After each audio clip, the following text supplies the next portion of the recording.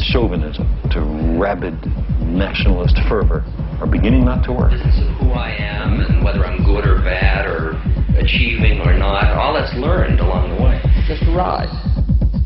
We can change it anytime we want. It's only a choice. No effort, no work, no job, no savings of money. I realized that I had the game wrong. That the game was to find out what I already was.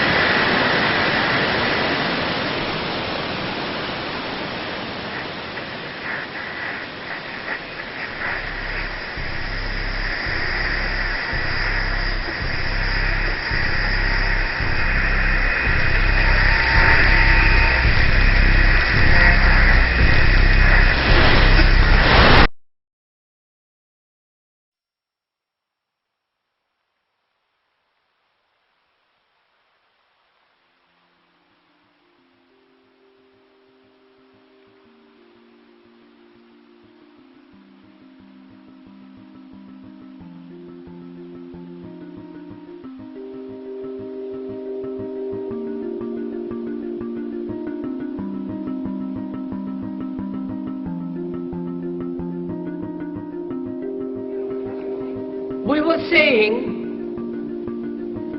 how very important it is to bring about in the human mind the radical revolution. The crisis is a crisis in consciousness, a crisis that cannot anymore accept the old norms, the old patterns, the ancient traditions. And considering what the world is now, with all the misery, conflict, destructive brutality, aggression, and so on, man is still as he was. He's still brutal, violent, aggressive, acquisitive, competitive, and he has built a society along these lines.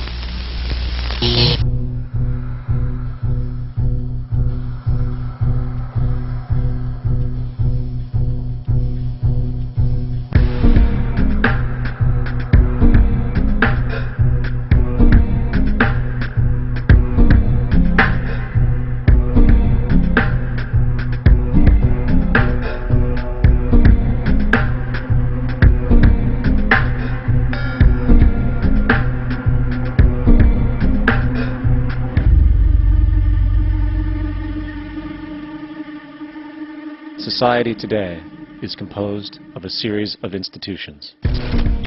From political institutions, legal institutions, religious institutions, to institutions of social class, familial values, and occupational specialization. It is obvious the profound influence these traditionalized structures have in shaping our understandings and perspectives. Yet, of all the social institutions we are born into, directed by, and conditioned upon, there seems to be no system as taken for granted and misunderstood as the monetary system. Taking on nearly religious proportions, the established monetary institution exists as one of the most unquestioned forms of faith there is. How money is created, the policies by which it is governed, and how it truly affects society are unregistered interests of the great majority of the population.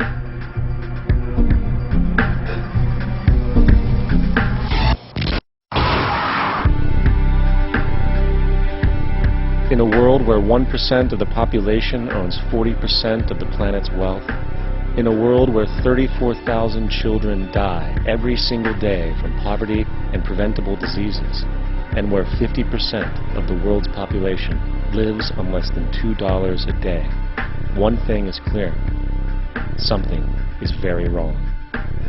And whether we are aware of it or not, the lifeblood of all of our established institutions, and thus society itself, is money. Therefore, understanding this institution of monetary policy is critical to understanding why our lives are the way they are. Unfortunately, economics is often viewed with confusion and boredom.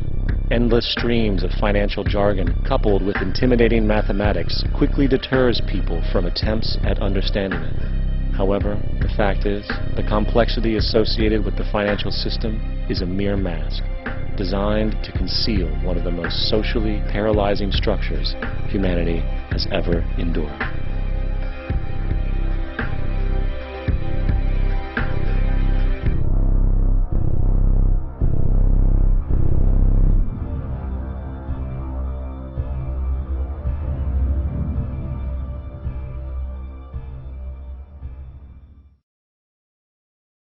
A number of